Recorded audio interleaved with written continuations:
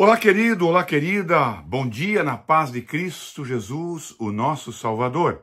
Eu sou o pastor Eliseu Lemos e esse é o nosso programa de sábado, não é? Que nós denominamos Homilia de Sábado. É um programa, umas rápidas palavras em que o nosso objetivo é dar a você uma palavra de apoio, uma palavra de ânimo, uma palavra de coragem, não é mesmo? Para vencer a próxima semana, que se inicia amanhã, no dia 23 de junho. Hoje é sábado, dia 22 de junho. Então a gente amanhã bota essa palavra aí no YouTube para os nossos queridos poderem assistir, meditar nessa palavra e assim ganhar ânimo, ganhar força, ganhar coragem para enfrentar os próximos 7 dias e vencer as dificuldades, as tempestades da vida que nos são muito corriqueiras, não é mesmo? Muito bem. Para tanto, nós sempre embasamos as nossas homilias sempre na palavra de Deus. Extraímos da palavra de Deus um ensino e aplicamos esse ensino para a nossa vida e para os nossos dias. Desta feita, eu quero extrair uma extensão, uma palavra, uma expressão de Moisés, quando Moisés faz a Deus uma pergunta. Moisés já era muito familiar de Deus. Moisés já era muito conhecido de Deus. Ambos já tinham se encontrado, ambos já tinham conversado, não é mesmo? E aí então, Moisés, a despeito de toda essa intimidade que Moisés tinha, podemos dizer assim, intimidade com Deus, mas mesmo assim, Moisés faz um pedido estranho a Deus.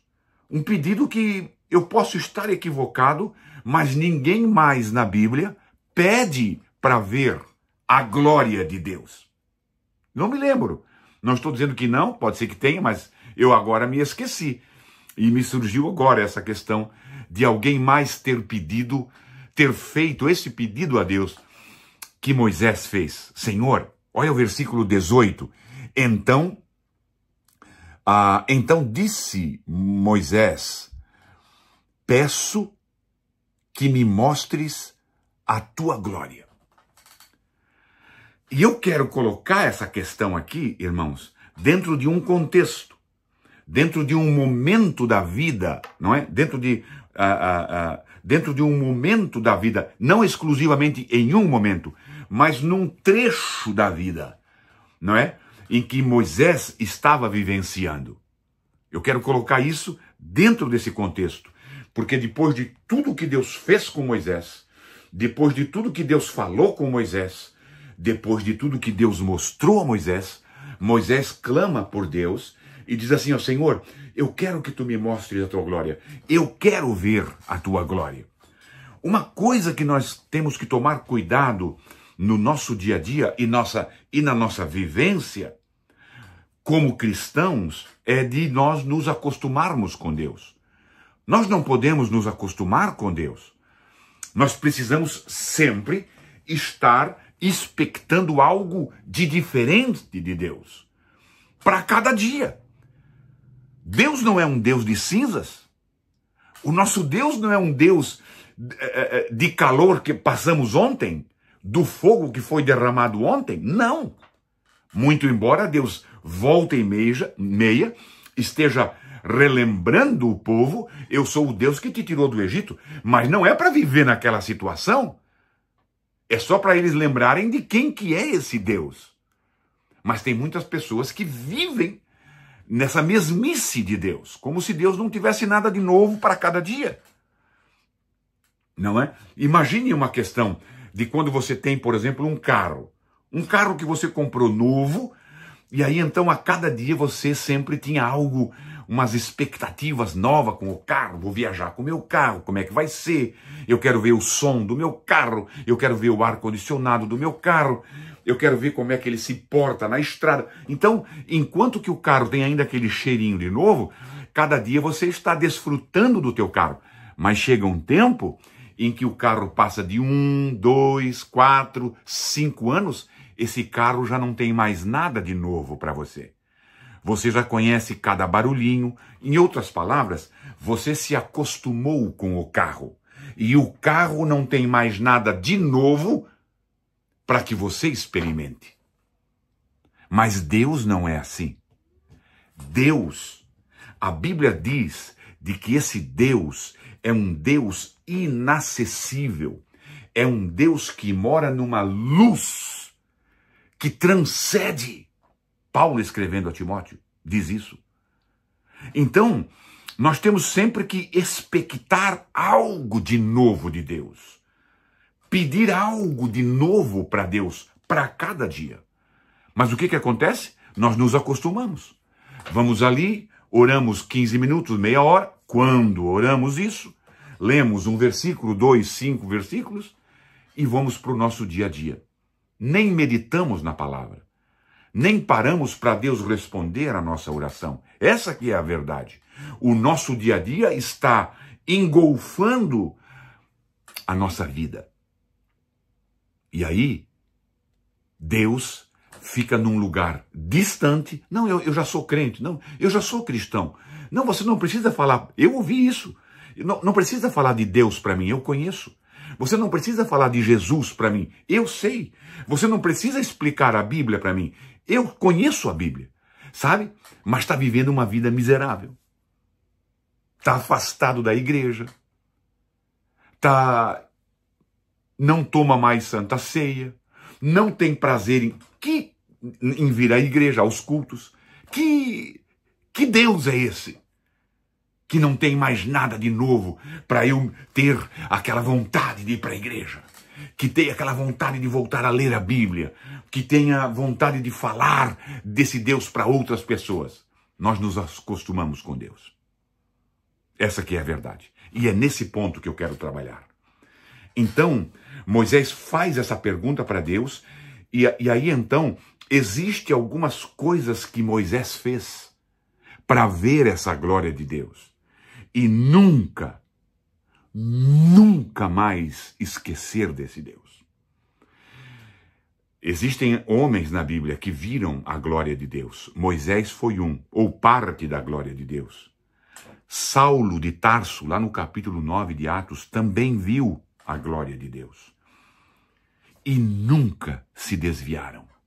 Nunca pararam. Nunca desistiram. Moisés parou quando Deus o matou. Paulo parou quando ele foi executado. Coincidentemente, homens que viram a glória de Deus.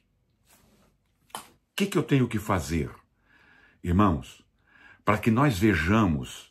Isso aqui não é uma regra, entendeu?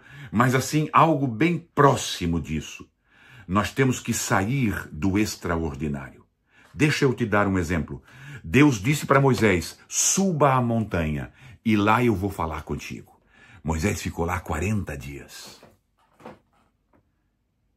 Quando Moisés desceu de lá, o povo disse para Moisés, Moisés, cobre o teu rosto, porque o teu rosto está brilhando e nós não podemos olhar para você.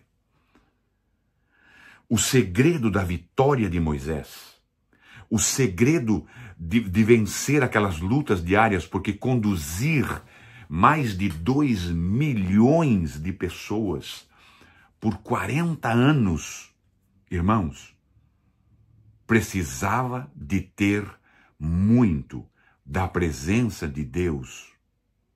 Precisava ter visto muito de perto a glória de Deus. E Moisés só parou quando Deus, lá nas beiras do Rio Jordão, do outro lado do Rio Jordão, pôde ver a terra prometida. Mas Deus disse a Moisés que ele não entraria. E Deus o matou ali mesmo.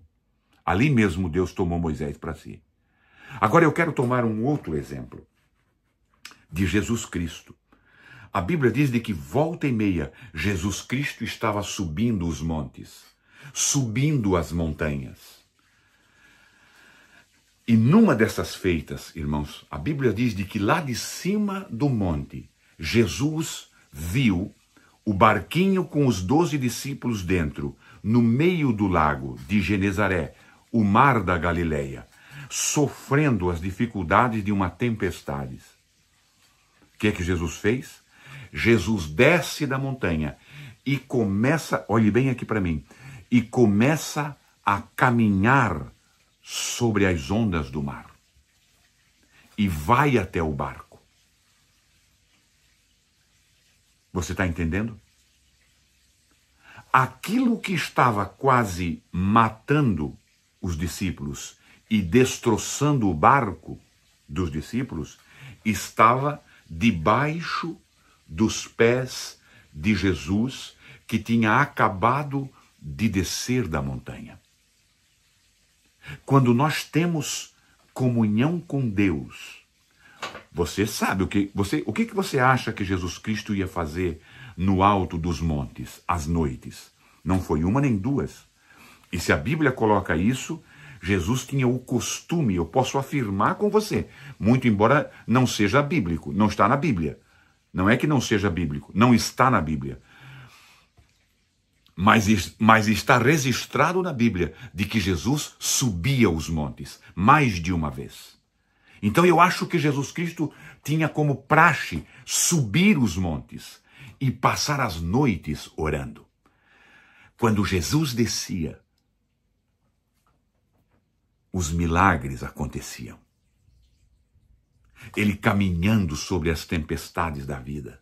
Aquilo que estava matando os discípulos estava debaixo dos pés de Jesus Cristo. Quando nós subimos as montanhas, e lá nas montanhas nós temos essa comunhão com Deus, quando nós descemos de lá, nós não somos a mesma pessoa que subiu. Nós voltamos diferentes. Nós voltamos empoderados. Nós voltamos cheios da glória de Deus. Nós voltamos cheios do ânimo de Deus. Cheios do poder do Espírito Santo de Deus. A Bíblia diz de que Jesus, a ideia é essa, porque a Bíblia diz que, Lucas diz que Jesus fez o que fez, o ministério dele, desenvolveu o ministério dele na virtude do Espírito Santo. E nós precisamos ter essa virtude. Essa virtude está conosco.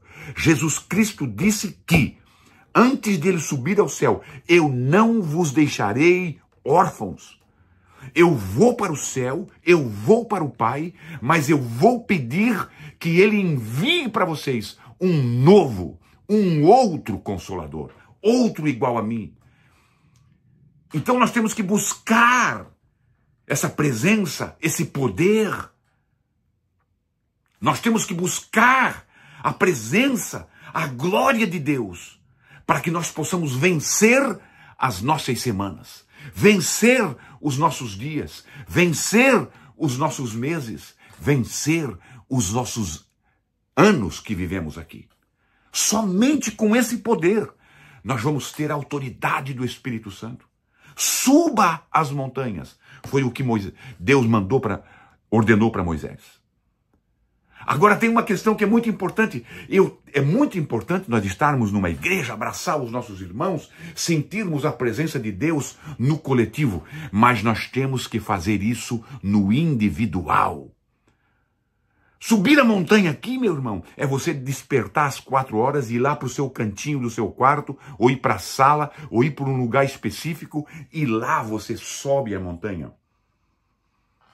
Jesus disse, entra no teu quarto, fecha a tua porta e busca a minha presença. Lá, o teu Pai que vê em segredo, lá o teu Pai vai se manifestar a você. Amém? O segredo para você vencer a tua semana, que vai iniciar amanhã, é estar cheio da presença e da glória de Deus. Um grande abraço, uma boa semana. Espero vê-lo amanhã, no dia 23, amanhã, domingo, dia 23, às 10 horas da manhã, no número 355 da Broadway, com um grandioso culto. Nós denominamos de o culto da família. Um grande abraço, uma boa semana na presença de Deus e até sábado que vem, se Deus quiser. Amém.